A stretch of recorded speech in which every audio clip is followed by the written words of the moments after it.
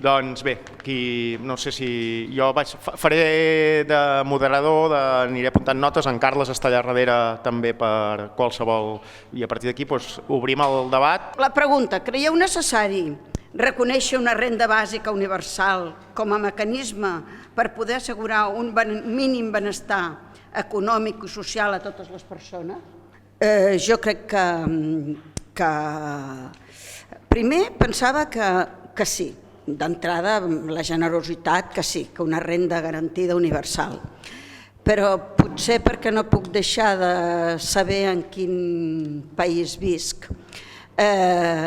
i per conèixer bastant els tejemanejes de la nostra societat, em decantaria més perquè no hi hagi una renda bàsica universal, sinó que hi hagi una renda mínima garantida i que s'hagi de justificar. La meva opinió, i per això, perquè potser estic massa lligada al present i tinc poca visió de futur.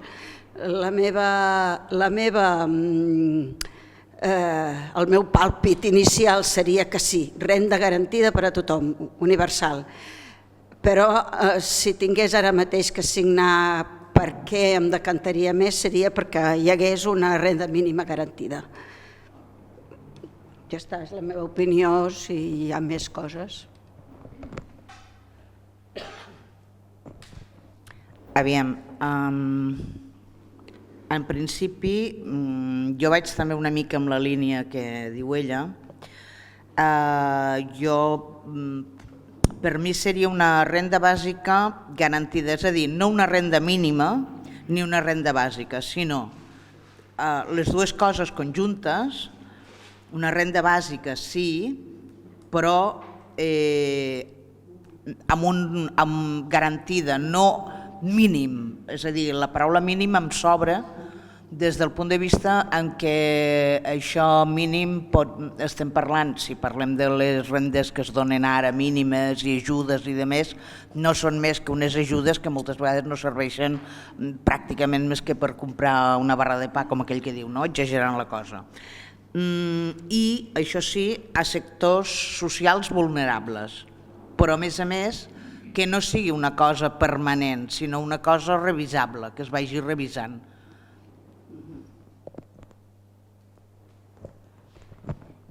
Ara, quan parleu, m'han aconsellat que us poseu drets, que si s'escolta millor ja es grava millor. Si no poses dret, no t'ho dono, Aviam, jo voldria que algú que entén què és una renda bàsica universal ens ho expliqui i quines experiències hi ha en altres països sobre rendes bàsiques universals, perquè potser crec que tenim una mica de confusió de què és la renda bàsica universal i què és una renda mínima garantida. Per tant, si algú que hi entén...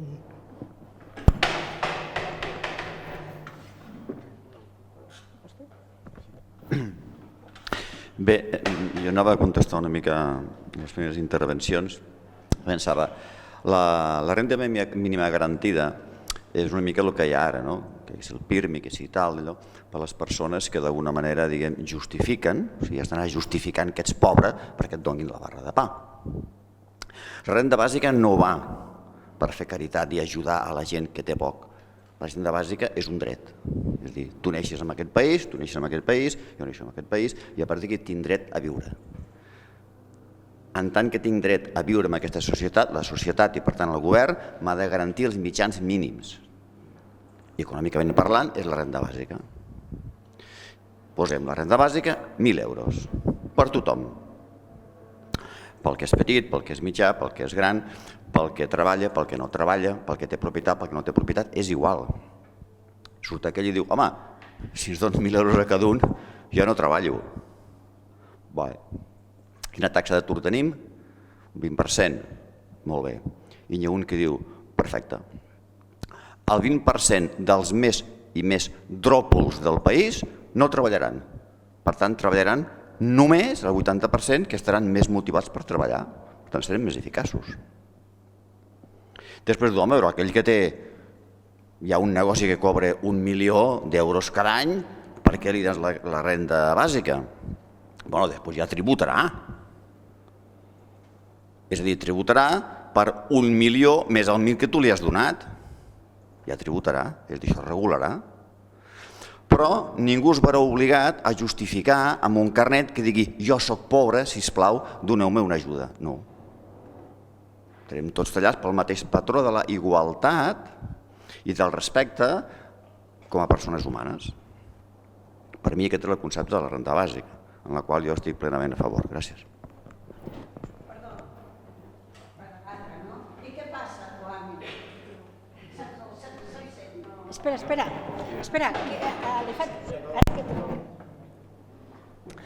Bé, la meva pregunta no anava tant en aquest sentit, sinó una cosa prèvia, perquè he estat mirant per aquí, no sé si d'alguna manera queden inclosos en algun lloc els drets de persones amb disminució psíquica.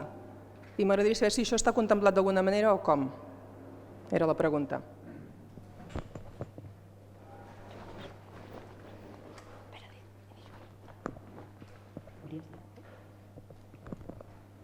Sí, jo sobre això de la renta bàsica, a veure, la idea de renta bàsica universal, o sigui, la renta bàsica universal consisteix bàsicament en que tothom, qualsevol persona de la societat cobra un ingrés, posem de 1.000 euros segurament, però possiblement de 600 euros, independentment del seu nivell d'ingressos. La lògica de la renta bàsica universal és, bàsicament, el sistema que tenim ara de nosaltres de protecció social són els drets socials. La seguretat social, els drets socials són drets vinculats al contracte salari. És a dir, nosaltres per tenir drets socials hem de tenir un contracte de treball. O sigui, si tu no tens un contracte de treball i no has cotitzat, no tens pensió de jubilació. Si tu no tens un contracte de treball i no has cotitzat, no tens subsidi d'atur. Si tu no tens contracte de treball i no has cotitzat, no accedeixes a una gran quantitat de drets socials. Per tant, els drets socials estan vinculats a un contracte salari. Això és així perquè els drets socials s'inventen al segle XX, pensats en societats de plena ocupació, en societats industrials fordistes, on tothom tenia feina, tothom entrava a la feina quan tenia 16 o 17 anys i estava a la seva feina fins als 65 anys que jubilava. I per tant, en societats de plena ocupació, on tothom té feina, vincular els drets socials al contracte al salari garanteix que hi hagi una universalitat i tothom pugui accedir als drets socials.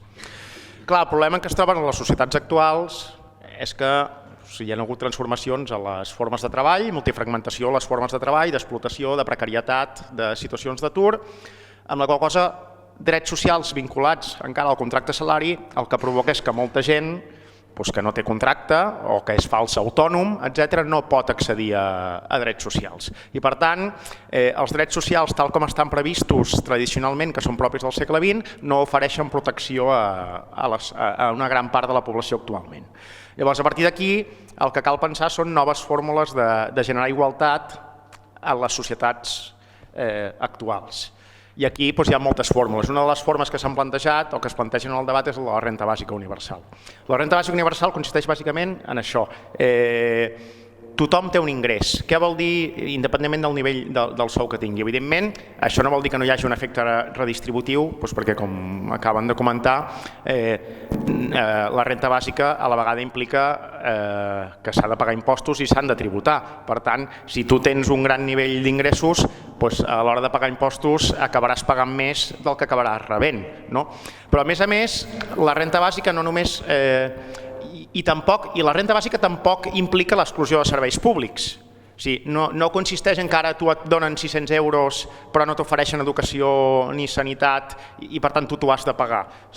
La renta bàsica no és un element per eliminar serveis públics, sinó la renta bàsica és un element complementari.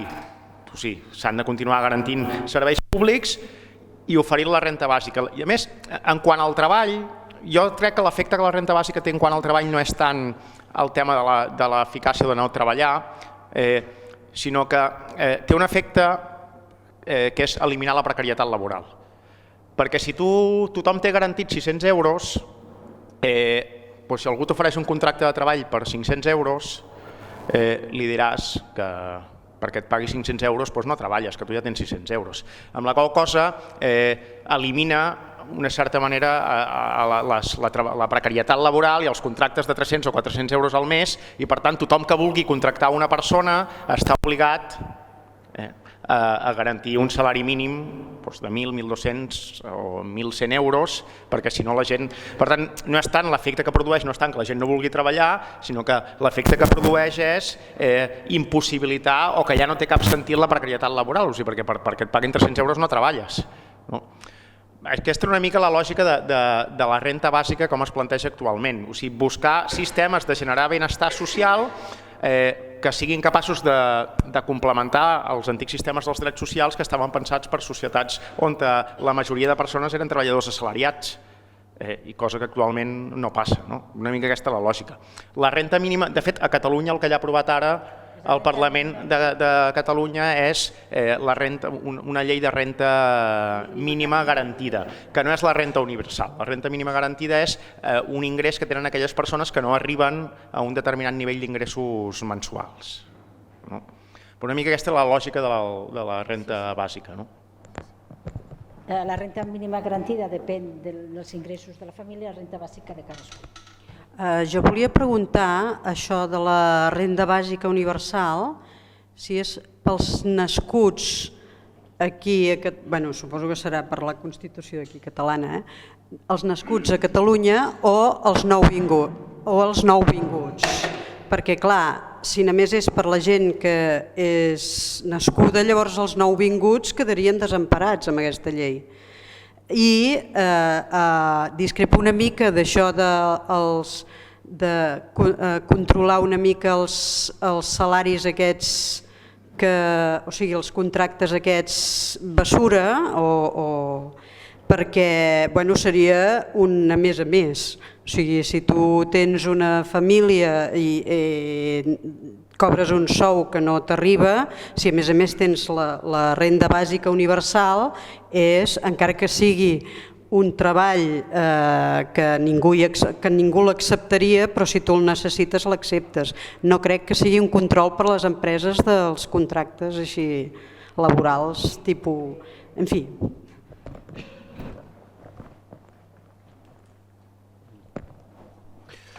A mi m'agradaria plantejar una pregunta i un aclariment al que has dit tu abans. L'aclariment primer. És veritat que normalment la renda mínima garantida o la renda bàsica universal no substitueix a prestacions i les transferències en espècie com educació o sanitat. Però sí que és veritat que normalment quan es plantegen aquests escenaris, si més no sobre el paper, es fa un balanç de fins a quin punt ens podem o no permetre un sistema com aquests a nivells socials, i n'hi ha d'estudis fets, per casa nostra, per exemple, n'hi ha. Sí que és veritat que plantegen substituir totes les altres transferències monetàries, és a dir, tot el que són pensions no contributives, per exemple, quedarien substituïdes, i les prestacions que no depenen d'una cotització a través del treball també quedarien substituïdes. Per tant, una cosa va per l'altra. Jo entenc que, molt vinculat amb això, el que passa que com que no és un dret no toca, seria plantejar-se fins a quin punt financem això amb un tipus o un altre d'imposició, perquè les dues coses s'han de plantejar de forma conjunta a nivell de política econòmica i social, però com que estem parlant d'una altra cosa, entenc que aquí no toca. La pregunta, potser una mica més metodològica, era si valia la pena plantejar-se introduir en aquests redactats si volem que la unitat amb qui nosaltres estem pensant sigui la família o sigui l'individu. M'explico. A països com els escandinaus, on l'individu rellevant a nivell de política econòmica i social és l'individu, independentment de quin sigui el nivell de recursos dels teus pares, per exemple, els estudiants tenen dret a una beca universitària.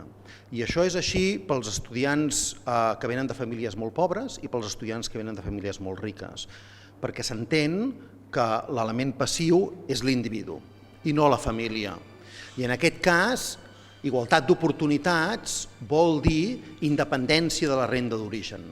I per tant, tots tenen el mateix dret. I tots cobren una beca independentment del nivell de riquesa de les seves famílies. Si ho fem a nivell de... Normalment els països mediterranis o del sud d'Europa, que són tradicionalment més pobres, la unitat d'anàlisi, la unitat de política social és la família. I això en part ve determinat pel fet que som més pobres, però té conseqüències importants, i una de les conseqüències que té és a nivell de gènere, per exemple. Si plantegem la transferència, aquesta renda o bé mínima o garantida a nivell de família, que és el que s'està plantejant, aleshores almenys hi ha dues coses importants a tenir en compte. Fins a quin punt la distribució dintre de la família dels recursos importa, és equitativa o igualitària o no, i en aquest sentit, per exemple, la pobresa canviarà si és masculina o femenina, i les diferències de gèneres també importen. Per tant, si agafem la unitat individu tindrem un impacte i si agafem la unitat família en tindrem un altre. I després, també és important perquè aleshores estem tractant els individus de forma diferent. Si agafeu la renda mínima garantida plantejada pel Parlament de Catalunya, per exemple, no totes les famílies amb les mateixes composicions cobren el mateix. És a dir, una família de 2 membres no cobra el doble que una família d'un membre. Perquè s'entén que com que conviuen, aleshores no tenen les mateixes despeses. Han de pagar un lloguer, han de pagar una tele, han de pagar un electrodomèstic i per tant hi ha un cert estalvi. Quan plantegem la renda a nivell individual, això no ho podem fer, perquè per definició estem desvinculant aquella prestació de la composició familiar o de les teves decisions particulars, amb qui vols viure i com vols viure. No sé si val la pena incorporar-ho a nivell constitucional, perquè a mi jo entenc que són dos debats molt diferents. Debatir tot això a nivell constitucional ho has de posar en un text que d'alguna forma serà rígid i costarà molt de canviar-ho i en principi la interpretació ha de ser mínima, tot i que després veiem com van les coses, o a nivell polític, on tot això va canviant d'acord amb una mica el pol social que es veu reflectit després en els partits polítics, i aquí hi ha molt de més a marge, no? Aleshores, no sé fins a quin punt hi ha certes coses que val la pena considerar-les per al debat constitucional. I això és el que volia que vosaltres comentéssiu. Molt bé. Doncs passaria. Posa dret. Perdó. A veure, jo entenc la de la renta bàsica universal, de que ha de ser igual per tothom, és a dir, des de la família Botín fins al cartaire que viu a sota un pont. Com s'ha d'administrar i tal? Jo suposo que hi ha estudis que ja previs ja s'ha fet en altres països i tal, i aquí a Espanya hi ha estudis també, com per exemple s'ha de tenir en compte que evidentment amb les lleis que hi ha a Espanya ara, per posar un exemple, com la reforma laboral i els transitoris i tal, seria pràcticament impossible. Llavors s'haurien d'introduir mecanismes com per exemple la distribució de les hores de feina, la distribució de les hores de treball, com considerant el treball com un bé nacional, per tothom. La qual cosa seria també una manera de mantenir fer baixar l'atur i tenir altres ingressos. I per altra banda també tenir en compte que en altres països que s'ha fet alguna cosa similar i tal, s'ha fet com una aplicació de l'IRPF d'una manera com si diguessin... Aquí? És que com que estic tremolant, m'ha fet això. L'IRPF arbitrarà de tal manera que es pugi a les rendes més altes, a les rentes actualment més altes, es quedi més o més mantingut a les rentes, com si diguéssim, mitjanes, i es baixi a les rentes més d'això. Això és, com segons alguns estudis i tal que s'han fet, podria ser una de les maneres de dur a terme. Com ha de quedar això reflectit a la Constitució? No ho sé, però això ja hauria de ser com feina dels que la redactin. Passem al següent tema, si voleu. Aviam.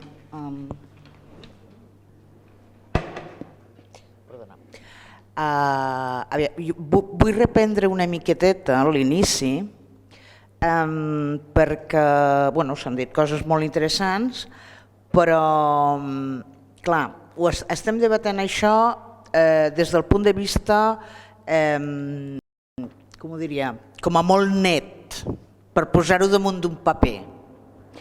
La societat, malauradament, no som nets i cadascú és fill de son pare i de sa mare, no? Una de les coses que tenim en la nostra contra en quant a individus és que som humans. Què vol dir això? Que tots tenim una part positiva, però també tots tenim una part negativa.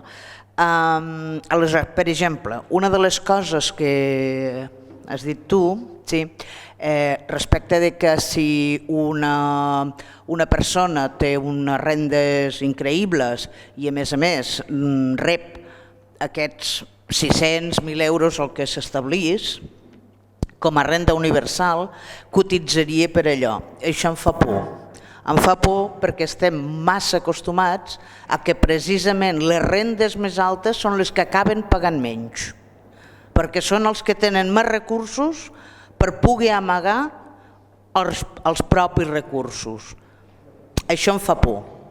Una altra cosa que em fa por, per exemple, el que has dit tu, és que en les societats de països nòrdics i demés, els estudiants, tots els estudiants reben una quantitat mínima, no? Perquè això fa que tots siguin iguals, tots tinguin les mateixes possibilitats.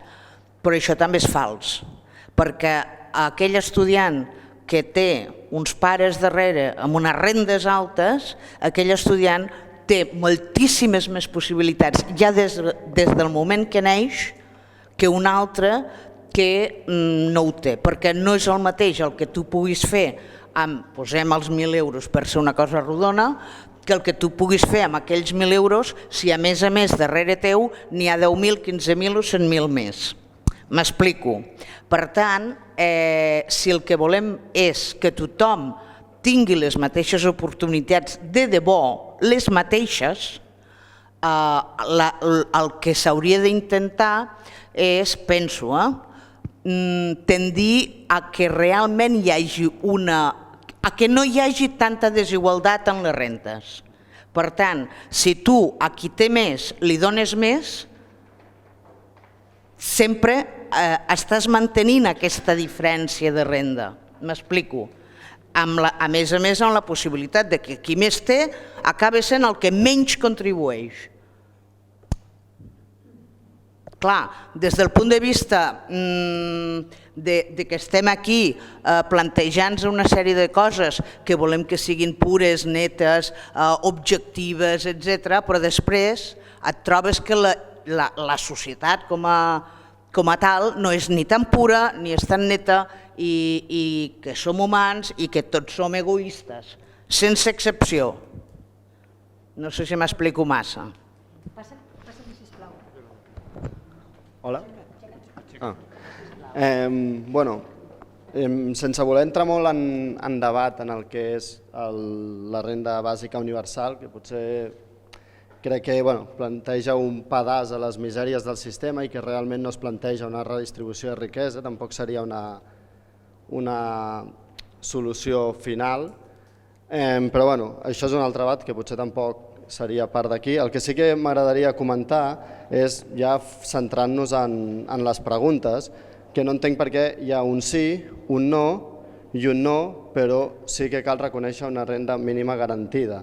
Entenc que amb el sí i amb el no, o amb el sí i no, però sí que cal reconèixer una renda mínima garantida, n'hi hauria prou, en el sentit, no entenc el no a seques, també amb els principis que s'han dit de retrocés, de no sé què, no sé quantos, no entenc que hi hagi d'haver un no a seques. Ja està.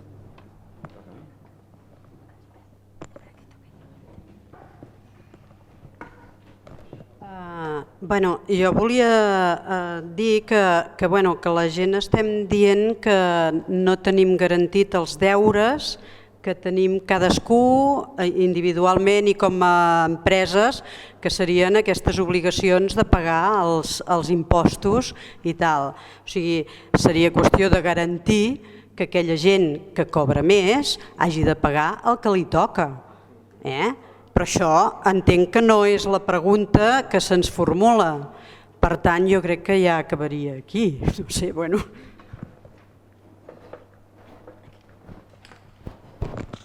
Sí, molt bona aquesta. El no seria un retrocés legislatiu i social total, és veritat. També penso que no hauria de ser-hi aquesta resposta. Però quan he demanat la paraula era per una mica el fil del que tu deies. Evidentment, la societat és imperfecta i nosaltres som imperfectes. Però estem parlant de sentar les bases d'una Constitució. No estem parlant de que la República Catalana farem una revolució en majúscules. No n'hem parlat d'això. Hem parlat de fer un test legislatiu, de fer una Constitució en la que establim el marc general, per tant, uns principis bàsics, dels quals després el legislador ja en derivarà les lleis pertinents i el Parlament legislarà i aniran desgranant aquests drets com s'apliquen i quines garanties han de tenir els ciutadans. Per tant, l'únic que hauria de dir la Constitució en aquest cas és si en aquest país tindrem una renda bàsica o no. Després l'altre, qui fa el viu, qui fa el tonto, qui fa un desfalt, qui s'abusa d'això, malauradament, des de la gent milionària a la gent que fa el tripijoc per cobrar un ajut quan no en té dret, el país és el país que tenim a tot arreu. Però una renda bàsica seria un bon element que ajudaria a uniformitzar una mica el ventall aquest tan ampli de rendes i no faria que el ric, el gran milionari, deixés de guanyar diners, en seguiria guanyant, però sí que faria que a la banda baixa de la societat hi hagués molta gent que avui malviu i passaria a tenir una vida més digna, això segur. Renda bàsica.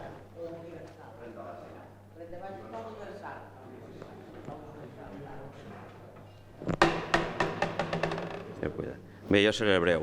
El que volia només comentar és que aquest subàmbit en el qual estem ara treballant és un subàmbit que té 9 punts. Des que hem començat estem en el primer punt. En aquest ritme nosaltres no acabarem la feina. Només volia dir això. Vinga, ara passarem al segon. Bueno, encara és... Tu el primer. Va. Sobre el que s'estava parlant de les rendes aquestes, el tema que hi ha gent que ja està parlant avui en dia és si cobrar IRPF als robots, perquè seria una bona manera, al meu entendre, de que ajudarien a finançar, a pagar aquestes rendes. Igualment, a la llarga hi haurà gent que no tindrà gaires opcions perquè hi ha molta automatització, i després també les empreses, al pagar IRPF als robots, no tindrien tant de guanys. Seria una mica de fer-los la repartició que ells no fan després fent trampes i fent aquestes coses que saben fer les grans empreses. Bona idea.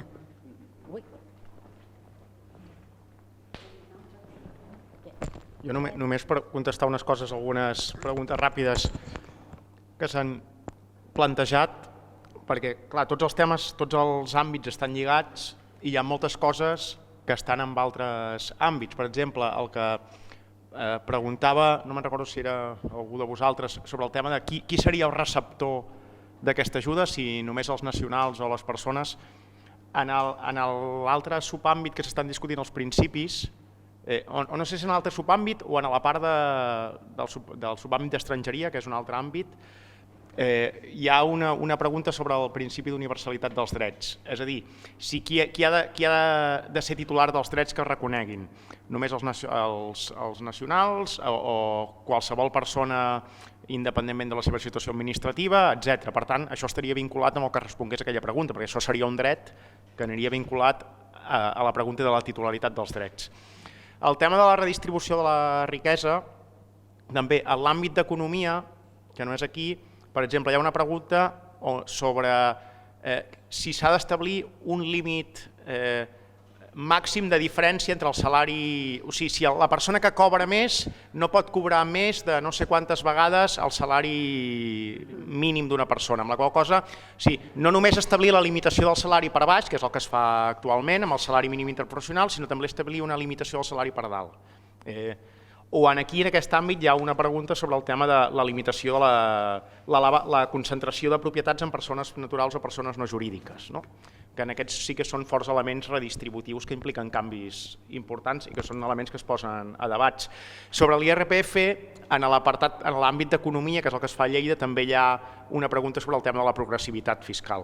O sigui, un model fortament progressiu, hi ha tot l'element de la progressivitat que és el de l'IRPF. Per tant, que hi ha molts àmbits connectats que evidentment surten, perquè com que tots els àmbits estan connectats, quan parlem d'una cosa surten tots, però que moltes coses que ens pot semblar que no es parlen aquí estan en altres àmbits també. Però està bé que pensem que es relacionen. Té, el segon tema. Sí. Encetem el segon tema, no? Si els centres mèdics i hospitalaris públics s'hi han d'assolir les contestes que tenim. Jo soc partidària que sí, que han de ser obligatòriament de gestió pública directa, definitivament. I voldria dir que estic molt d'acord amb aquesta visió que ha donat aquest noi sobre que totes les bases jurídiques, constitucionals o no, s'haurien d'encarar vers l'individu i no vers la família. La família és un ens molt vinculat amb el passat, amb la religió, i és una manera de tindre controlat a la gent, i només que apoyo molt aquesta visió de les coses. I després sobre el que també s'ha apuntat aquí, de si aniria bé per això de rebre tots una renda, encara que torni enrere. Però volia dir que no milloraria l'atur si continuem. Clar que les solucions han de vindre no només d'aquest àmbit que estem nosaltres discutint, sinó de tota la resta de legislacions.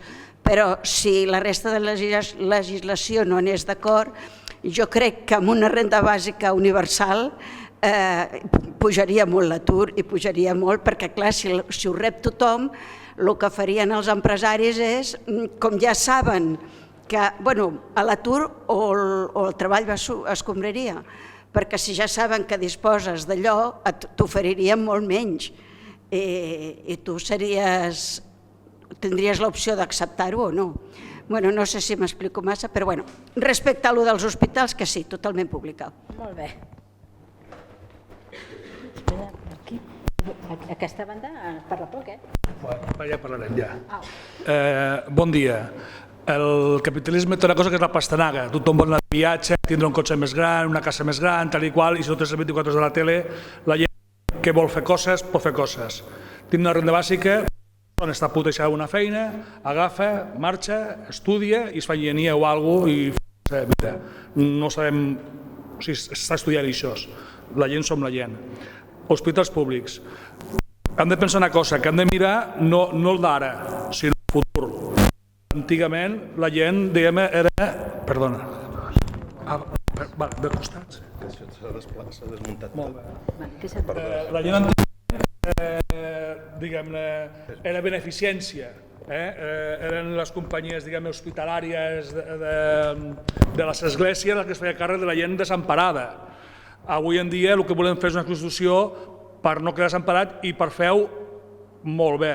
Jo estic a favor del privat, de la clínica Barraquer i totes les que hi haixin, sí, home, que investiguin i faixin, i que siguin davanteres. O sigui, el que parlava abans de la renda bàsica, que faixin tant com puguin, que no t'ho vols pagar... Bueno, però la pública ha d'anar també tan avant com puguem, i som nosaltres.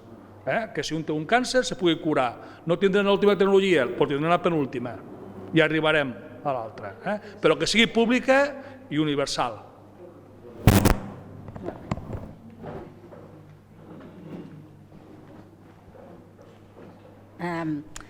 Agafo jo la paraula.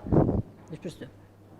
El problema, quan se té un servei que hi ha una part pública i una part concertada, el problema que hi ha és que diners públics van cap a mantenir el concert. Només s'ha de dir això. Una característica de la societat catalana és que, per exemple, que no té Andalusia, és que en l'època de Franco es van crear moltes aliances, com es diu? Concerts. Mútues, que ara, igual que les escoles, què va fer? Es va crear moltes escoles. I què es fa ara? La qüestió que hem de pensar, què fem amb elles? Això és servei públic. El servei públic de Catalunya ha d'incloure escoles concertades, escoles públiques, ha d'incloure hospitals públics i ajudar a les mútues. Això és el que s'ha de mirar. I ara és així.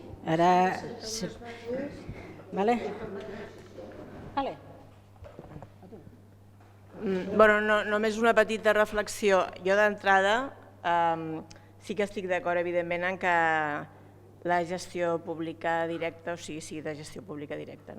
Però, clar, també penso que el gran tema, segons quina república volem, és quin model de medicina volem. És a dir, perquè, clar, per exemple, la consellera de Sanitat actual ha denunciat a gent com el Josep Pàmies, i no sé, i què hi ha darrere de tot el tema de les farmacèutiques i de més. Clar, depèn de la visió que tu vulguis de l'ésser humà. Jo penso que si emmalaltim és perquè emocionalment no estem bé, entre molts altres factors. Llavors, clar, està bé, no sé, me fa por, a mi sempre, quan reivindiquen tant el sistema gratuït públic, penso, vale, però què? Vull dir, a mi no m'agrada moltes vegades com actuen. Penso que molts sí, xapó, però no sempre, o sigui, s'ha de qüestionar això. Només és aquesta reflexió.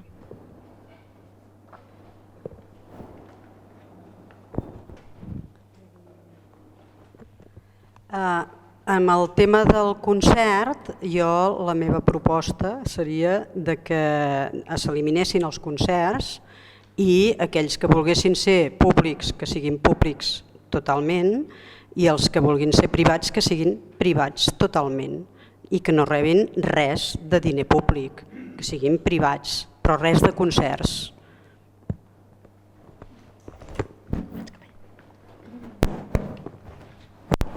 Bé, només un apunt molt ràpid, potser disculpeu-me perquè m'he estat un moment a fora i potser m'he perdut alguna cosa, però en relació al tema de la dicotomia públic-privat, només afegir que un dels problemes principals que existeix moltes vegades és saber exactament on comença una cosa i on acaba l'altra. És a dir, si vosaltres mireu el sistema de sanitat, per exemple, d'aquí mateix a Tarragona, doncs vosaltres aneu a un hospital que és Santa Tecla, que en el fons és privat, quan l'hospital públic és Joan 23, però en canvi utilitzes la mateixa targeta de salut, per tant, els clients estan derivats, de fet, d'una entitat pública a una entitat privada, i si intentes mirar una miqueta l'estructura i el funcionament del sistema públic de salut en una ciutat com Tarragona, doncs de vegades costa saber qui és qui. Llavors, el primer problema que tenim és aquest, i no només en l'àmbit de sanitat, sinó en altres àmbits, en una cosa que es coneix com la fugida del dret. És a dir, determinades entitats estan creades des de l'administració, jo creo una societat municipal, aquesta societat municipal, el 90% potser és capital públic, però el 10% no ho és, i per tant, com que aquest 10% no ho és, doncs ja no la sotmetem al control de les administracions públiques, sinó que el sotmetem a un altre tipus de control, i per tant, de vegades se'ns escapa. Llavors jo crec que la primera reclamació que hem de fer és precisament per poder exercir algun tipus de control o per poder prendre algun tipus de decisió és la reclamació del dret a la transparència de totes aquestes entitats que de manera directa o indirecta reben algun tipus d'injecció de diner públic. Això una, sense entrar en el tema ja del debat en si, si ha de ser d'una manera o d'una altra. I el segon apunt no és tant ja referent al tema de sanitat, sinó que és potser el tema d'educació, el tema d'ensenyament, i insisteixo també, només un apunt, independentment del que es vulgui fer, però jo crec que hi ha un punt de partida i és valorar que hi ha determinades entitats que imparteixen un ensenyament determinat, per exemple, escoles que segreguen per sexes, vull dir que jo crec que és un element que dintre de la nostra societat, com a valor democràtic, no hauria d'existir, i en canvi reben una injecció de diner públic. Llavors, per tant, en tot cas, per mi la reflexió en el moment actual ja és una entitat que no comparteix els valors que en tot cas sembla ser que ens estem dotant la majoria de la societat ha de ser beneficiària d'aquest diner públic, no? O, per exemple, des de l'any, els últims 10-15 anys, em sembla que era que sortien un total, ho tenia apuntat abans, de 400 milions d'euros destinats a escoles vinculades a l'Opus Dei. Hem de continuar sufragant aquests diners, sí o no? I en tot cas, si s'ha de continuar sufragant, s'han de sotmetre a unes determinades directrius en relació a, de la mateixa manera que té l'ensenyament públic? Una miqueta seria la meva reflexió.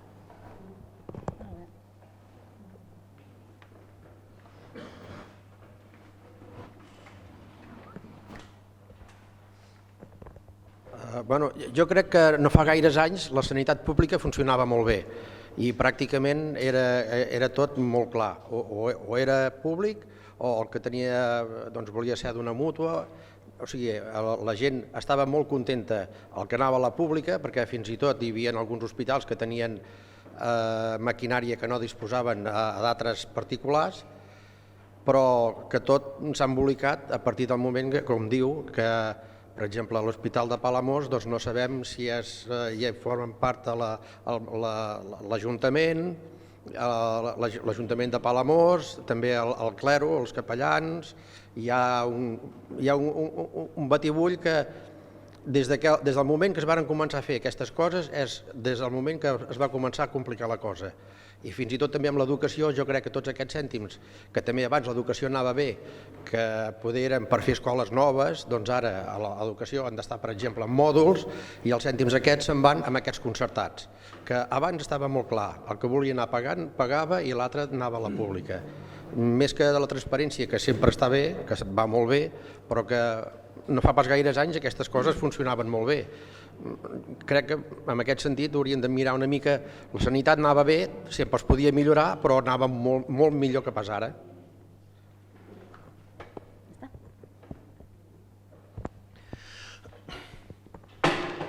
A mi m'agradaria fer un parell de comentaris i perdoneu que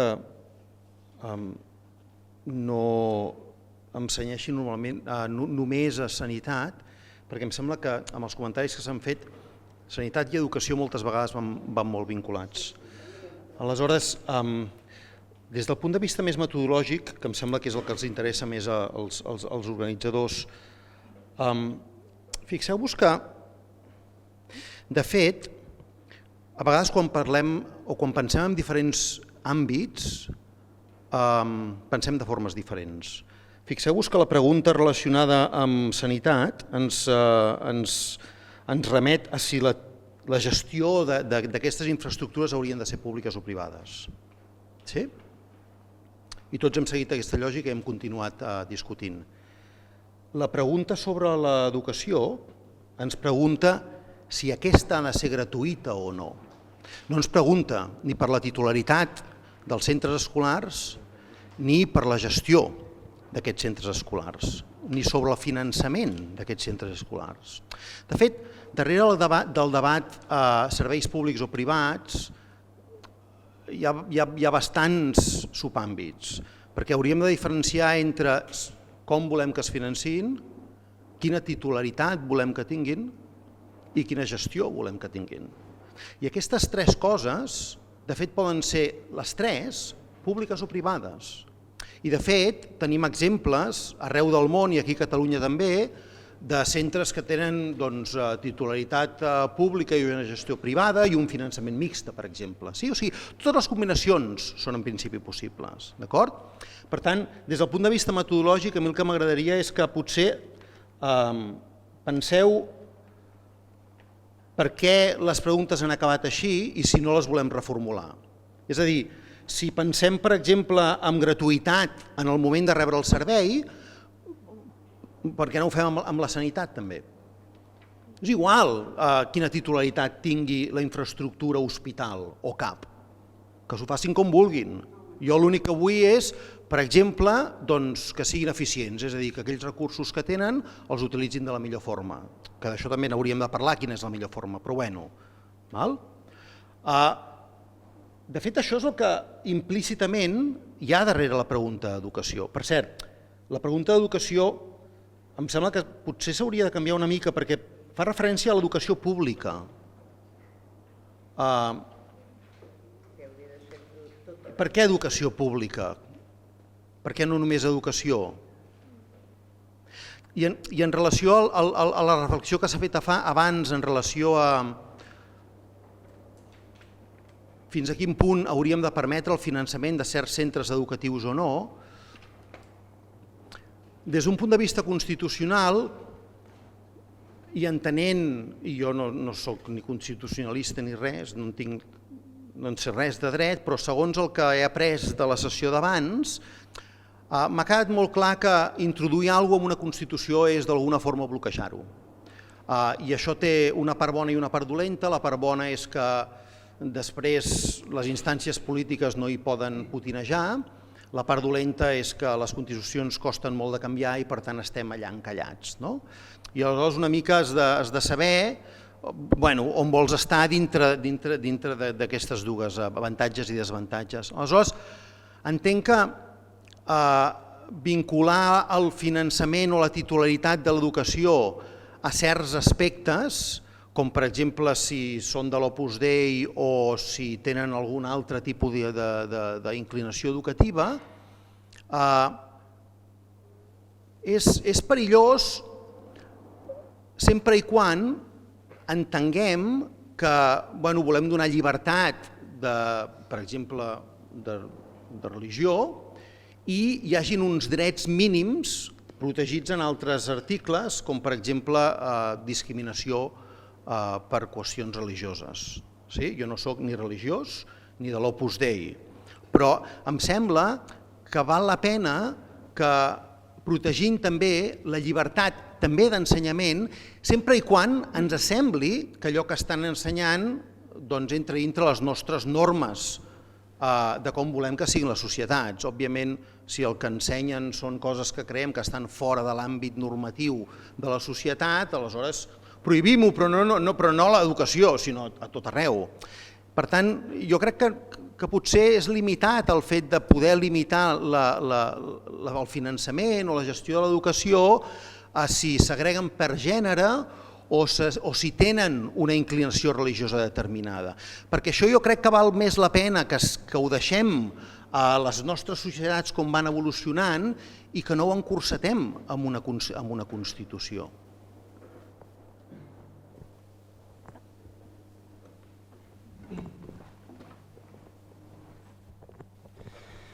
A veure si ara intento que em sentiu millor.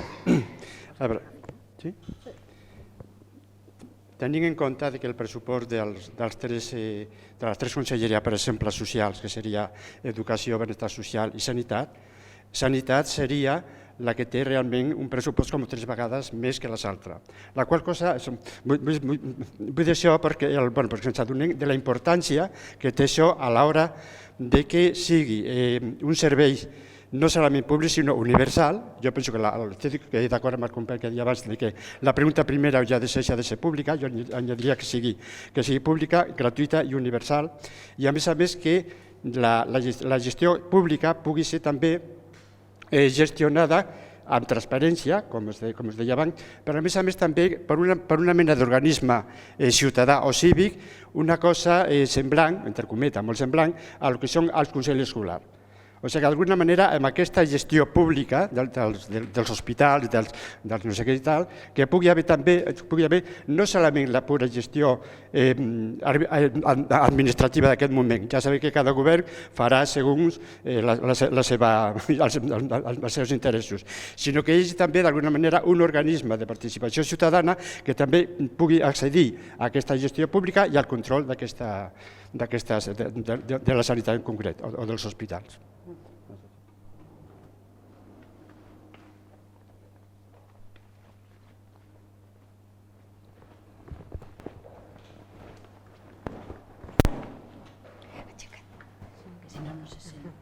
Ara? Sí. Només 2 apunts. Una, també voldria, com ha comentat la meva companya d'aquí al costat, la importància del model de sanitat.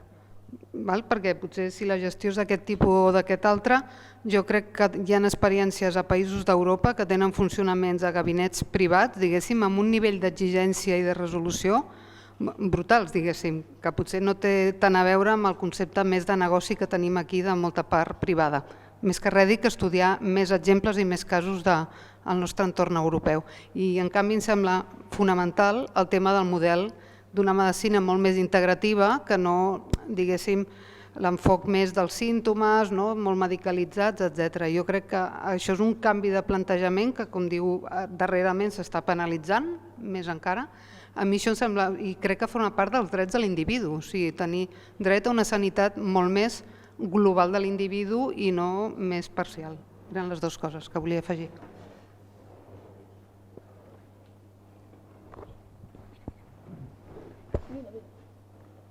Que si no, aquí no sé si arriba allà. Sí. Dues coses, parlant de la sanitat, educació o el que sigui. Tot això, o sigui, el que es veu és si és negoci o no és negoci. Ja no és si és una religió, si tenim drets o d'això. Llavors, el públic ha de ser públic. Que tu diguis que fas, a veure, perquè no sigui tan funcionarat o tan car que com ara, unes fundacions o unes coses que la gent, els professionals, s'hi puguin ajuntar o fer alguna cosa per donar una millor educació, una millor sanitat, diferents tipus, vale. Però que un entri per ser una mica opac i per fer negoci, que és el que es fa en la sanitat, en tot, penseu també, o sigui, temes de presons, de la vigilància, estan entrant un munt d'empreses que no són públiques i cada vegada més, estil americà. I aquí va el model. Què volem? Que sigui transparent, que ho portem nosaltres. Una altra cosa és dir, torno a dir el mateix, que a vegades diem el model car que funcionarà d'aquell que dius més dropo que un guarda, que deien abans o que així, canvieu a ser més competent, més actual. Però és el que s'ha de canviar. L'altre és el negoci. Per el que deia aquell senyor de religió també, si han de mirar 10 o 15 anys, llibertat, cadascú a casa seva i al seu cap, que tingui la que vulgui. Però nosaltres tenim la nostra cultura, tenim el nostre país, tenim la nostra forma de ser i qui s'ha d'adaptar a la que és la cultura nostra. No hem d'anar a pensar si aquella persona es pensarà que la religió seva o no. Vull dir, no té res a veure. I volia dir una altra cosa, però no s'ha oblidat. Ja et dic prou. Seguim. Bé, a veure. Bé, jo només volia comentar una cosa, que parlem de gratuïtat i no és gratis ni la sanitat ni res perquè ho paguem, llavors em sembla una mica, ho hauríem de tenir en compte això, perquè si pensem que és gratis pensem que no tenim dret a exigir que sigui correcte i sigui de qualitat. I per altra banda, amb els concerts es dona una perversió, en què si tu vens per privada, això és així, pots passar, o sigui, t'intervenen abans, en canvi, si vas per la Seguretat Social has d'esperar una llista d'espera. El quiròfan és el mateix, els professionals que t'atenen són els mateixos, només que potser tens una habitació, jo parlo en concret per un hospital de Barcelona, que és privada i és un hotel. O sigui, les mútues, tota la privada, pagues un hotel, perquè, a diferència que has comentat tu, que a la privada, o m'ha semblat entendre, que hi ha més recursos, això no és cert. Els recursos importants estan a la pública. I la privada, tu vas a una mútua, que sort de les mútues, perquè tal com està muntada la societat no donaríem a l'abast amb la pública.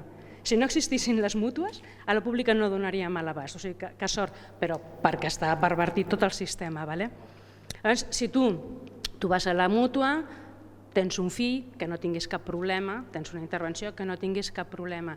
Si per mala sort tens un problema, acabes a la pública, perquè a la privada no tenen els mitjans.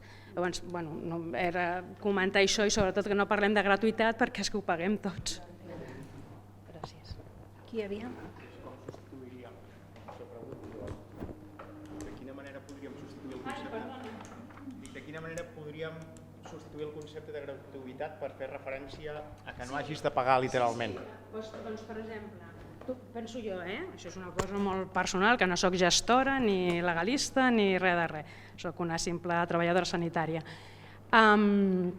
Tu podries fer, per exemple, el cas que he posat, que és molt simple i molt clarificador, de veure, tu pagues una mútua perquè vols una assistència més còmoda, entre cometes, perquè actualment el personal sanitari hi ha línies de treball, unes línies ètiques, et pots trobar amb el brètol com a tot arreu, però generalment el client i el pacient se l'atén molt bé. Es diu client precisament ara per al rotllo de les mútues. Bueno, aleshores tu podries fer, jo vaig a una mútua per aquesta comoditat, però després si m'han d'atendre a un hospital públic, doncs jo passo a la llista d'espera que està tothom. I ja està. M'entens el que vull dir? Això en aquest exemple segur que no és tan fàcil ni tan senzill, segur que no és tan senzill, però... Només que jo estic d'acord amb tu, evidentment, garantir sanitat i educació no és gratuït, però era simplement una qüestió per ajudar a intentar substituir la cosa. Quin concepte podem utilitzar que no sigui... Per no dir gratis. Per no dir gratis, però que signifiqui que no s'hagi de pagar. No, però és que tu... Però tu sí que ho pagues.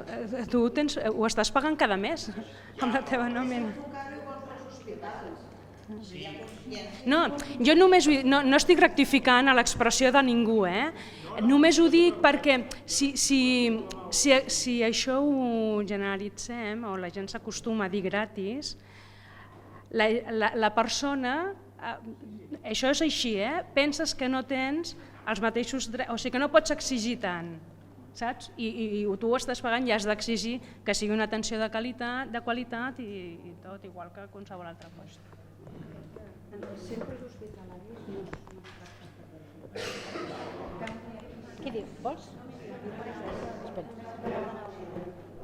Posa dret, que si no arriba. Jo només una cosa, el concepte de gratuïtat, jo no sé com l'enteneu, perquè en gratuïtat és d'on llavors no tenim res que sigui gratis, és a dir, tot ho paguem. Jo, segons tinc entès, la sanitat és universal. Quan tu vas al metge, tu no el pagues al metge. És a dir, el que paguem de seguretat social ho paguem per les prestacions, no per anar al metge. Per tant, no sé aquest concepte de gratuïtat, és a dir, hi sigui o no hi sigui, jo penso que la finalitat al final és la mateixa. No entenc gaire això de treure gratuïtat quan realment... Si tu vas a la Seguretat Social i aguantes el que et caigui perquè estàs a la Seguretat Social. En canvi, vas a una mútua, una privada, i llavors com pagues, tens dret d'exigir. I tens el mateix dret d'exigir si estàs a la Seguretat Social. I jo ho he posat com un exemple, que la paraula dic gratis no sé per quina la podríem substituir. Però bueno, és igual que vaig no estar d'acord, però a mi em fa una mica de cosa que es digui gratis quan no ho és.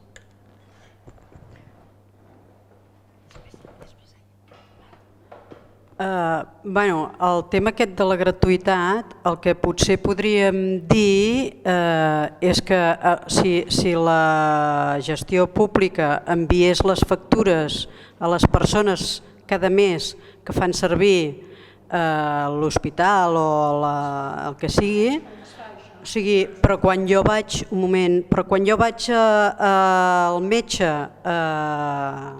perquè tinc mal de cap o el que sigui, aquestes visites a mi no m'arriben. Sí, això hauria d'arribar també, però hauria d'arribar també amb concepte de que el meu IRPF fa constar que jo he anat tantes visites al metge o tantes visites allà, perquè així la gent sigui conscient que allò també ho estem pagant. No ho paguem en el moment, però que ho estem pagant, i així potser seria més conscient.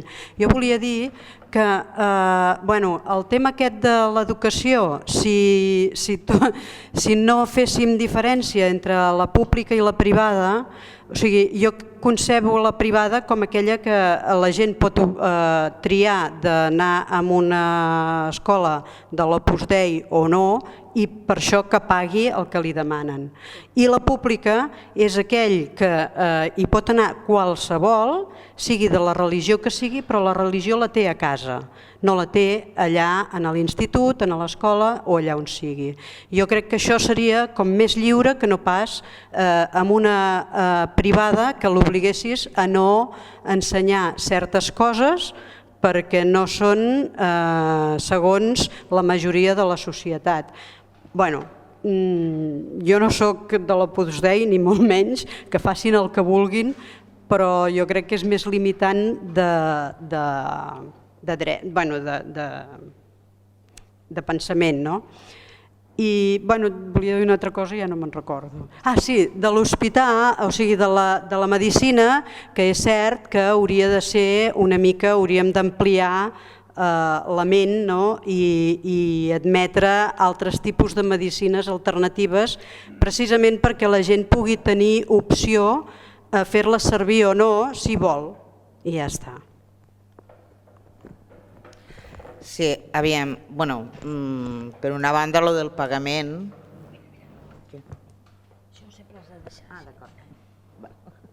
Per una banda hi ha el tema del pagament, això que se m'acut, que seria més fàcil si en lloc de gratuït ni diguéssim, per exemple, quan pagues la mútua, pagament directe, quan tu no pagues directament, pagament indirecte, en la qual cosa t'estalvies la gratuïtat, no? La paraula gratuït. Per exemple, seria una opció, no? Per conscienciar la gent que realment sí que està pagant. Paguem cada mes. Vagis o no vagis? De fet, jo el que volia parlar és tant de l'educació com de la sanitat, penso que han de ser públiques, és a dir, d'aquest pagament indirecte han de ser universals, no només als centres hospitalaris, sinó als tractaments també. Si paguem de sanitat, no? Perquè, aviam, en un principi les escoles concertades van començar a rebre diners, van ser concertades per poder substituir, quan l'educació es va establir obligatòria fins als 16 anys perquè d'escoles públiques no n'hi havia proutes. Per això es va iniciar el concert. Per no haver de fer centenars de milers d'escoles a partir de res, no? Però això ha anat quedant com una cosa de fet, de facto, i és actualment les escoles privades, perquè les concertades en realitat són privades, són un negoci, fan negoci, i fan negoci amb els nostres diners de tots els que estem aquí i els que no hi som. Amb la qual cosa penso que això sí que hauria de quedar abolit, lo del concert, i estic d'acord amb el que dèieu algun de vosaltres, que hi ha coses com creences personals de tipus religiós, etc. Això ha de quedar en l'àmbit familiar. Tot i així, qui vulgui pagar una escola privada, que sigui realment privada, que ho pagui, per què no? Ara, que entre tots paguem aquesta educació privada, em nego, entre altres coses, perquè hi hauria d'haver, tots aquests recursos es necessiten justament a la pública, que està infrafinançada, i moltes vegades hi ha gent que acaba portant la canalla a les escoles concertades precisament perquè és que la pública s'està convertint en guetos, s'està infravalorant moltíssim, quan és una cosa que ens costa diners i en realitat ens en costa pocs, ens n'hauria de costar 4, 5, 10 vegades més. Agafa un moment la paraula. A Finlàndia han abolit les escoles privades i això té un punt favorable perquè tota la societat es troba a les escoles i és més inclusiva. Jo estava escoltant el que dèieu de la sanitat i penso que en educació la gent està molt més desemparada perquè qui no té diners no pot donar una bona educació als seus fills i en sanitat pots no tenir diners i pots rebre un bon servei.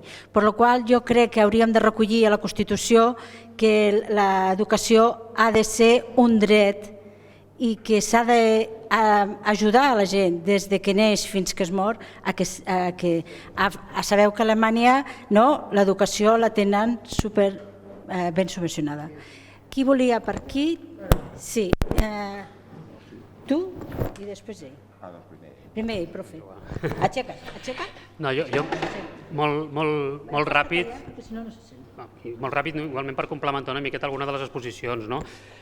Jo crec que si ens cenyim una miqueta al tema de l'ensenyament, primer no oblidem que estem parlant d'ensenyament, no només educació bàsica, sinó que estem parlant, jo crec que hem d'arribar a l'etapa universitària i crec que és bo recordar que avui estem en una universitat pública i recordar-ho que ens està acollint. I que crec que hem de vigilar molt en quina manera plantejaments fem, perquè l'educació no és una competició, no és una competició de centres i sobretot en el nivell més bàsic, perquè en aquesta competició qui surt més surt perdent és la canalla, és l'educació i és el país. Jo crec que en l'educació sí que ens juguem el futur del país realment. Jo crec que hi ha pedaços que els podem anar solventant en un any, 1 o 2 anys, però hi ha propostes que són de futur, que les podem fer a 20 anys i que per tant sí que és important, jo crec que un text constitucional reconegui l'ensenyament i l'educació com un bé protegit i no com una competició en la qual realment tots sortim perdent. I dit això, només esmentar que jo crec que no existeix cap tipus de contradicció entre, que m'ha semblat que si ho expressés així abans, quan parlava de les escoles que tenen una sèrie de valors, una sèrie de continguts religiosos determinats, amb l'ensenyament públic, és a dir, l'ensenyament públic ja recull i té una sèrie d'acords concordats corresponents amb entitats religioses que permeten que en determinats supòsits un centre públic imparteixi un ensenyament religiós. Vull dir que això no té res a veure. És a dir, es poden protegir els drets d'uns col·lectius determinats si es decideix que així sigui des de l'ensenyament públic. El que estem dient, o el que deia jo, és que hem de valorar si un centre que rep una injecció de diner públic pot oferir un ensenyament determinat, religiós o no religiós, que pugui ser contrari al que dintre de la nostra societat ens dotem com a valors bàsics. Jo crec que això és el que hem de qüestionar. Jo en aquest sentit crec que jo sí que tinc un plantejament molt concret, que és que efectivament no s'ha de finançar amb diner públic unes opcions privades que són contràries al que jo crec que ens dotarem en un moment com a ordenament constitucional. Tu volies dir alguna cosa? Ràpid. Sí, jo estic d'acord amb el que ha dit el company, que ara no sé si ha sigut tu o l'altre, que hem de diferenciar el que és la titularitat dels centres del que és la gestió. A veure, pot haver un hospital que estigui gestionat pel municipi o pel ens públic o que estigui en mans d'una entitat privada i pot funcionar igual de bé. Altra cosa és qui ho paga. Això és una altra cosa. Una cosa és qui administra els serveis, l'altra és qui els paga. I la pregunta és aquesta. L'ensenyament és gratuït? La sanitat és gratuïta? No. Les escoles les paguem i els hospitals els paguem. Altra cosa, quan tu vas a la consulta, no hi ha un tíquet, com el del pàrquing, que pagues per hores. No pagues la consulta. Això és una altra cosa. Però el sou del metge i la maquinària que hi ha a l'hospital es paga. I es paga dels pressupostos. I llavors anem a la pregunta del milió, que diuen, molt bé, què estem disposats a pagar nosaltres perquè tinguem una determinada sanitat, una determinada educació, unes determinades pensions? Pensions justes, molt bé. Tu què vols cobrar de pensió? 2.000? Doncs molt bé. Mentre treballis et retindrem un 80%. Estàs d'acord? Sí, clar, perquè els calés és com l'energia, es transformen, però no es destrueixen ni es generen. Bé, en aquest cas sí, però... És a dir, què estem disposats a que ens costi la sanitat? Si estem invertint un 40% del pressupost de la Generalitat en sanitat i encara ens queixem que no tenim la sanitat que volem, què estem disposats a invertir-hi? El 50%? I en ensenyament què? Un 30% més? Bé, que en queden pocs ja, Poden fer que els funcionaris treballin gratis, per exemple. Ah, no, llavors no. A més que tinguin mútues. Home, doncs a veure, és a dir, l'ou i la gallina a la vegada no pot ser. Si mates la gallina per fer brou, s'han acabat els ous. Doncs la pregunta per mi és, com a societat, des del punt de vista financer, que estem disposats a que ens costin aquests bons serveis sanitaris o d'educació o de pensions o de serveis socials que volem tenir. Perquè, clar, a demanar no tenim sostre. Ara, a aportar, tots tenim sostre. Vols tu? N'hi ha dos. Per ordre del dia. Espera, un moment. Posa dreta, que si no, no sé si... Si voleu, no. Hola. És que tot és molt relatiu, jo trobo. Perquè jo he vist que al costat d'una escola de l'Opus Dei, el Tauró, d'aquí a Tarragona, de Constantí, i allí el 95% no són religiosos, ni són de l'Opus Dei. O sigui, això de que van allí perquè són de l'Opus Dei, treu-nos-ho del cap. I van per un estatus social, perquè allí van gent amb diners i llavors els seus fills es relacionen. Ho enteneu? Conec una altra escola perquè hi veia anar per un problema d'un nen amb problemes de discapacitat, que això trobo que és un tema gravíssim, el que està passant amb les discapacitats. Hi ha un centre també a l'Arbós i allí van fer formació professional, nens també amb problemes, i és de l'Opus Dei. Penso que allí van el 98% que no són. Després, a les monges, no? Els col·legis de monges, jo en conec alguns de Barcelona, alguns de, per exemple, Bonavista, i són centres que hi van nens que no tenen mitjans per anar a una bona escola, per exemple, la privada de Tarragona. És a dir, que la religió jo crec que anem molt desencaminats. La religió, quin és? Ho fa la parròquia. I va a missa quan toca i a casa es parla, no? Per això que a l'escola t'ensenyin religió, trobo que ja està completament desfasat. A part que les escoles i els instituts donem, perquè jo soc professora i crec moltíssim en la privada, que és el que hem de tenir, a les escoles públiques es dona la història de les religions, una mica, que és un capítol de l'àrea d'història. Llavors, tant de religió jo penso que és una presa de pèl, de veritat. I què més? També trobo que els pares tenen dret a escollir una escola o instituts que es fomenti, per exemple, les arts, o que es fomenti, per exemple, les llengües, o que es fomenti el viatjar, el conèixer el món. És a dir, que els pares tenen dret a escollir un centre o un altre, però més que si és públic o privat, o si és religiós o no és religiós, jo crec que hi hauria d'haver dins de la pública uns centres que tu puguis escollir on es fomenti la cultura i l'art, un altre on es fomenti, si voleu, les religions, i un altre on es fomenti, per exemple, la natura. Jo penso això, d'acord? I endavant l'escola pública, però que estigui ben dotada, i jo no estic d'acord que són guetos, jo estic d'acord que és la millor que hi ha.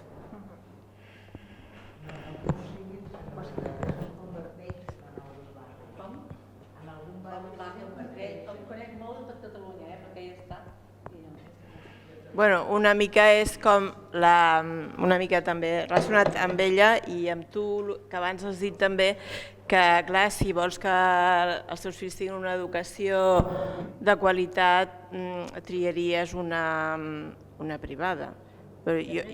Has dit alguna semblant. A educació, si no tens diners, doncs no li pots donar una bona educació. A la sanitat tu no tens diners i pots ser que en un moment donat et facin una operació que costi molts diners. Vale, bueno, doncs igual no... Això no passa.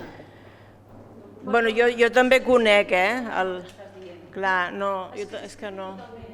Per què? Perquè al meu institut venen els directors de les universitats. Clar, és que és això. D'empreses, gent que han sigut molt tirats endavant. Però això és obligatori. Però què vol dir això? És que no té cap sentit. Perdó. Bueno, els centres de secundària, sí. De secundària estic jo allí. Els batxillerats, depèn d'on facis també, hi ha... Perdona. Als centres privats no tens tots els batxillerats. Als centres públics, al que jo estic, tenim totes les games de batxillerats. Hi ha els nous batxillerats, és a dir, un bon ensenyament públic, on aquí a Tarragona almenys, el que jo estic és públic, hi ha tots els batxillerats. No hi ha cap privat en tota la província que els tingui tots aquests. I és un centre que treu les millors notes de selectivitat que s'han fet, vull dir. No sé per què ho dius. Vols tu? I després passo per allà, Tu has acabat? A veure, que hi ha educació diferent, digui-li guetos o diferents nivells, això és real. Jo, per exemple, a veure, a un poble, l'Aldea, és pública, tots els crios de per allí, tots van a la mateixa escola, l'escola vol ser tan bona com pugui ser, a Camarles, a molts llocs, tal i qual. Jo, per exemple, estava a la Salle de Torreforta i jo molt content de l'educació que em van donar. Va ser privada, va ser més pública, sí. Avui en dia, pel lloc on està, la majoria són immigrants, ha baixat molt, i la gent d'allí del barri se'n va a l'educació a fora, a les concertades. És així, i no es pot negar una altra cosa, són instituts i demés, però la bàsica és així. I ara no diré una altra cosa, que ara tampoc m'ho veu cap. Sento molt, ja està, ràpid, vinga. Vinga, va, tu has acabat? Bueno, he de fer el mateix, ja està, ja he completat. Ja està? Sí. Anem al profe. Un Tu li vols dir alguna cosa? No, un moment. Bueno, m'aixeco, va. Tant pel tema sanitari com pel tema d'educació. Crec que són les dues bases de la societat més grans, la sanitat i l'educació. Una, el que dèiem per aquí que segons quines coses es posen en la Constitució queden després queden inamovibles. No, la idea que jo tinc de la futura Constitució que volem fer d'un país nou és que tothom tingui dret a una escola i una sanitat pública, no gratuïta, perquè també, recollint el que deies tu, evidentment, això com a dret fonamental, que tingui dret a escola i educació i sanitat pública. Això constitucionalment. I després que els legisladors puguin definir els models qualitatius, quantitatius, etc., que això és movible. Les societats són movibles i tot és movible. Evidentment, no estic en contra de les privades, però que el públic sigui públic i tothom en tingui dret, no gratuït, perquè ho paguem amb els nostres impostos, i el privat sigui privat i ja està. Ara, el públic hem de saber que si volem una molt bona qualitat ens ha de costar més, perquè això surt d'una bossa pública comú i els recursos públics els posem allà i segons el que demanem ens costarà. Per tant, si volem molt hem de posar molt i ja està. I després, algo que se m'ha anat del cap com ens passa a tots, sobre les tendències, que el públic, donat que és públic, estigui sempre d'acord amb la majoria de la societat, que les particularitats, si tothom, tota la societat està a favor i ens ho podem permetre de tindre una línia científica, una línia de natures, una línia d'art, una línia musical, ojalà poguéssim ensenyar-ho tot sense tindre línies, però si no, si pot haver-hi qui es dediqui a una cosa o una altra, mentre públicament entri dintre de les valoracions que la nostra societat vol. Les religions, per posar una cosa que és molt palpable, o hi són totes o no n'hi és cap. O sigui, a la pública, si s'ensenya una religió, la història de les religions és història, vull dir que no la podem negar, per tant, estupendament, i quanta més història sapiguem, si sabem d'on venim, sabem on anem, o podem saber millor on anem. Però si només es favoreix uns temes, això no pot ser tret dels diners públics. Bàsicament això. No, jo molt ràpid, tant com el que s'ha dit abans sobre les pensions com el que s'acaba de dir aquí, a veure, no és que, traiem-nos la idea aquesta del cap que si volem rebre serveis ens ha de costar i ens ha de pagar. Això no consisteix, els serveis públics, els drets socials, hi ha models, a grans trets, hi ha rebre serveis o un model de serveis, si voleu dir, per capitalització i un per redistribució. El sistema per capitalització és jo rebo en funció del que pago, que és el que deien allà darrere. És a dir, si jo vull rebre una bona pensió, he d'estar disposat a pagar una bona pensió. Això és un sistema, un rep en funció del que paga. Això és un sistema absolutament injust. El sistema de drets socials consisteix bàsicament en un sistema per redistribució, que és que tu reps i tu pagues en funció del teu ingrés econòmic. Per tant, això no és si jo vull rebre pensions jo he de pagar i si jo vull rebre una pensió de 2.000 jo he d'estar disposat a pagar. No, tu no reps en funció del que pagues, perquè això és un pla privat de pensions i el que no pot fer l'Estat és gestionar plans privats de pensions. Això no consisteix en models de capitalització. És a dir, això consisteix en redistribució i en pagar impostos progressius on t'estableixis una forta imposició fiscal a les taxes més altes. I per tant, no és que tu has de pagar per rebre, tu pagues el que et toca i reps com tothom. Per tant, tenir clar les dues coses.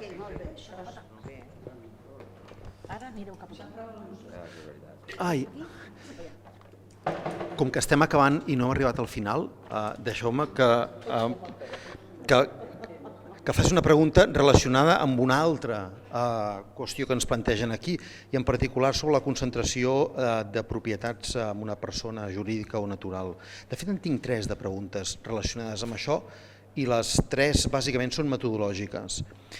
La primera és si hi ha una pregunta similar, no només pels salaris, que ja ens has dit abans que sí que hi havia una pregunta relacionada amb els salaris mínims i salaris màxims, sinó amb la riquesa dels individus.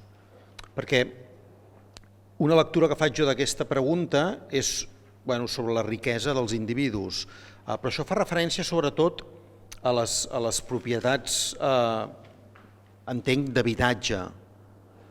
Hi ha una pregunta amb una altra part del qüestionari que està relacionada amb la riquesa, perquè l'apartat B entenc que explica una mica per què està aquesta pregunta relacionada amb l'habitatge, en tant i en quant és com un... Propietats. I propietats en general. Aleshores l'he malinterpretat jo. Molt bé, doncs la segona qüestió que volia comentar és en l'opció A, per què introduïu l'explicació de que ja que la propietat privada és un dret que no pot ser limitat? Això em porta a pensar en altres béns privats que sí que limitem i aquest argument no s'aplica, com per exemple les armes de foc. Socialment ens hem posat d'acord en que no volem que la gent les tingui i per tant, malgrat puguin ser propietat privada, encara que ho siguin, no permetem que la gent les tingui. Aleshores,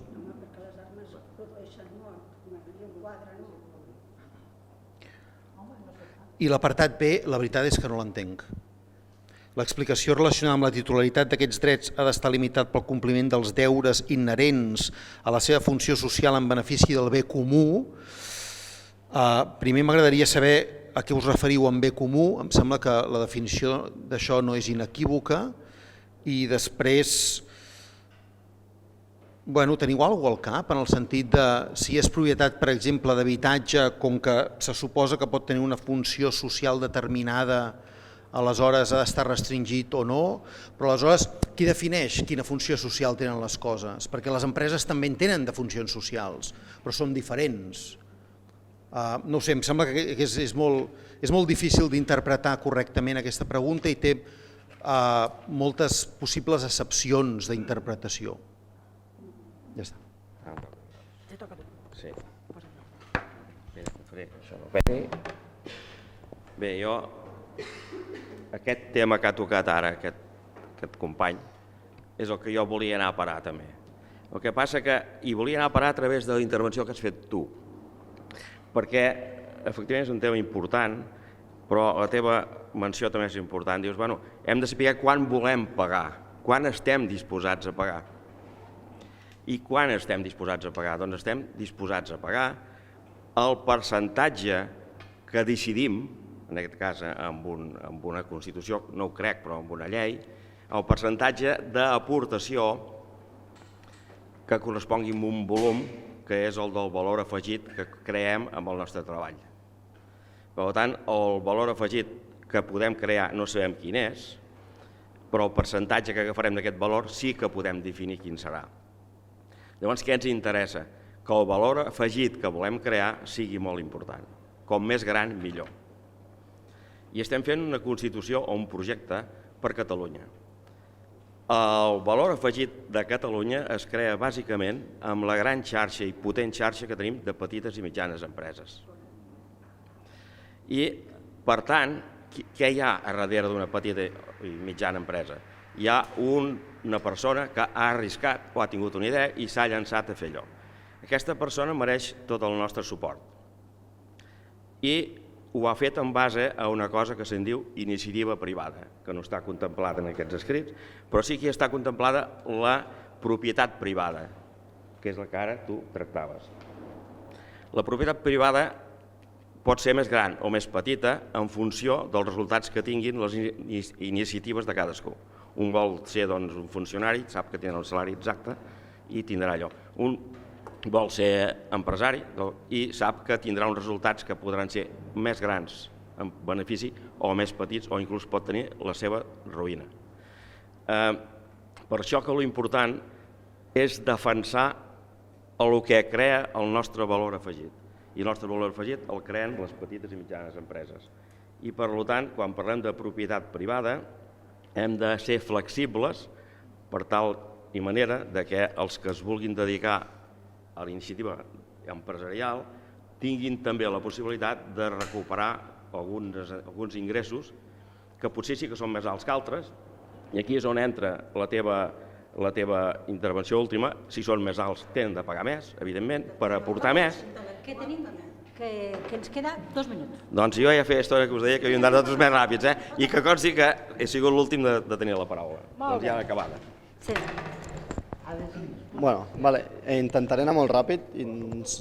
Primer, que molts dels debats que s'estan tenint aquí em dona potser la sensació que no queden, o que algunes opinions no queden recollides en les preguntes. No tinc tampoc la manera com es podrien recollir, ni faig una proposta, però ho exposo. La meva opinió, que potser no es compartia, però també aquí estem per això, és que quan estem parlant de drets i de drets fonamentals, n'hi ha molts dels que estem parlant aquí, crec que això de públic-privat d'alguna manera s'hauria de restringir. O sigui, jo el que proposo i que veig que no queda recollit és restringir lo privat. Crec que en el moment en què hi ha públic i privat l'únic que s'està fent és generar les desigualtats i per tant limitar lo privat és el que faria que l'ensenyament, la sanitat, per exemple, fos pública, de qualitat i gratuïta. Òbviament vindrien els temes dels diners, suposo que serien un altre escenari, però hi ha maneres de rebre diners i no ha de tenir més qui pot accedir a una sanitat privada. O sigui, d'alguna manera, una família que té els seus 3 fills i que els porta a una escola privada, potser aquesta família hauria de donar més perquè tothom pogués accedir a un nivell d'educació en les mateixes condicions que els seus fills que van a una privada i es permeten la privada per relacionar-se amb un estatus. No sé si m'explico. Al final que això l'únic que fa és fomentar desigualtats i que potser la restricció de lo privat no està contemplat aquí. Jo crec que és un tema molt important a l'hora de garantir drets, sobretot de garantir drets quan parlem de garanties. Un segon. I llavors, i una altra cosa que també va potser més en tema metodologia, no tant en tema de discurs, és una pregunta que potser faig és del recorregut que tenen aquestes preguntes, perquè fins i tot la nostra entesa, que ja fa temps que està constituïda, també s'està plantejant de portar aquests debats de formació al territori i potser poder socialitzar aquests debats fins i tot en tema de metodologia per arribar a unes preguntes.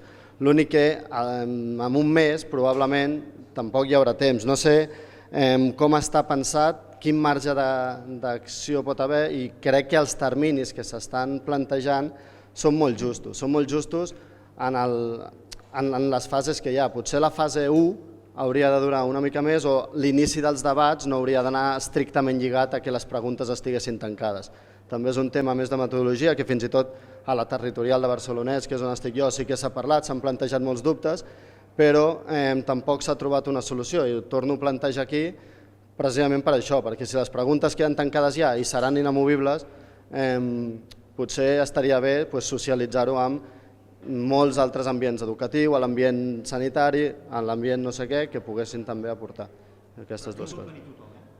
Aquí pot venir tothom, però això és una altra cosa. O sigui, si tu pretens que el procés constituent es faci amb la... O sigui que la nostra feina també és anar a la gent. I fins i tot et diré anar a la gent potser més vulnerable, aquella gent que no té unes facilitats tan grans a l'accés a la participació, que estan més marginades, per exemple, o no sé, persones migrants, per exemple, doncs anem allà, ei, drets que voleu. O sigui, això ja és un altre debat, però aquí pot venir tothom, però crec que la nostra feina, si volem que sigui inclusiu, participatiu tal, és anar als llocs, també.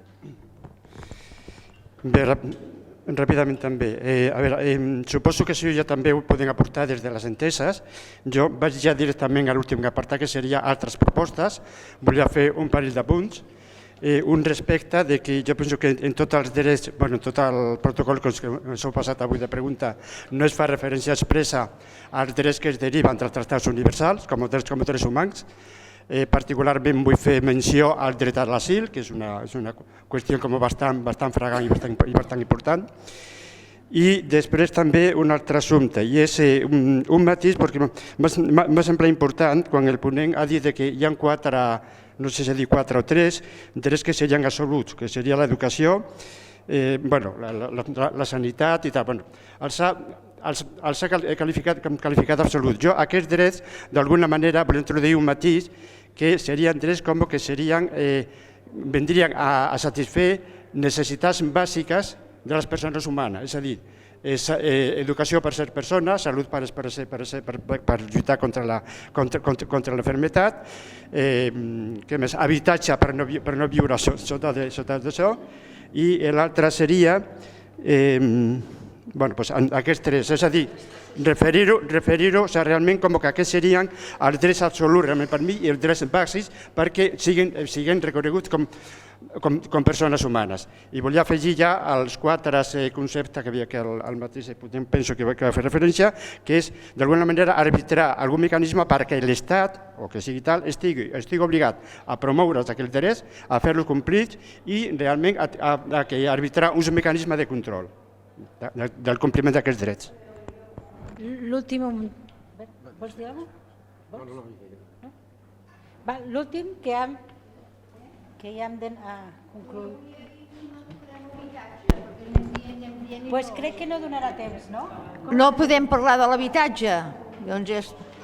A veure, sí. A veure, segons la pregunta d'aquí, tal com està formulat, esclar, jo només estaria d'acord amb la primera pregunta, si els desnonaments han d'estar prohibits. I penso que les altres són tramposes. És un bé universal, la Declaració dels Drets Humans i la Constitució ho posa com un bé i llavors es pot tractar com un bé especulatiu. Per tant, aquí, tal com està feta la pregunta, jo reivindico o que es formulin d'una altra manera o, si no, ha de ser la primera. Ha d'estar prohibit. En aquest supòsit, són les mateixes entitats financeres les que han de poder negociar amb els mitjans pertinents de comprovar la vulnerabilitat de les persones per no arribar a aquesta bogeria que estem vivint en l'actualitat, que la gent ha de marxar del seu pis per anar-se'n a un altre pis o anar a ocupar perquè aquell pis que ha tingut de deixar no el pot pagar. Vull dir, ho dic així molt fort, però perquè també hi hagi una veu sobre el tema de l'habitatge, que és una especulació impressionant, la que s'ha establert durant aquests anys i que si no per moltes lleis que fem catalanes, la 24/2015, que afavoreix precisament que els bancs donin lloguer social, que no va dir de per vida, si no es desplega aquesta llei, estem al mateix punt. Per tant, si volem una república ens hem de posar les piles perquè les lleis siguin realment efectives, perquè la tenim però costa molt que es posi a la pràctica. Tothom, jutges, tothom, sempre a favor dels bancs.